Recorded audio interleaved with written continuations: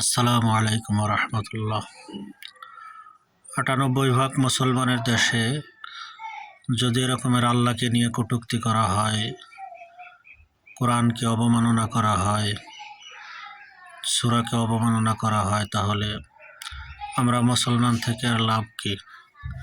আমাদের গলায় দড়ি নিয়ে মরা উচিত। এজন্য সবাই সাবধান হন। আর বিশেষ করে হোসেনপুর ইউনিয়ন ওলামা কল্যাণ পরিষদের পক্ষ থেকে যে সমাবেশের ডাক দিয়েছেন মঙ্গলবার বিকাল ৩টায়, ২ তারিখ মঙ্গলবার বিকাল ৩টায় সবাই হোসেনপুর বাজারে শরীক হওয়ার জন্য আমন্ত্রণ জানাইতেছি।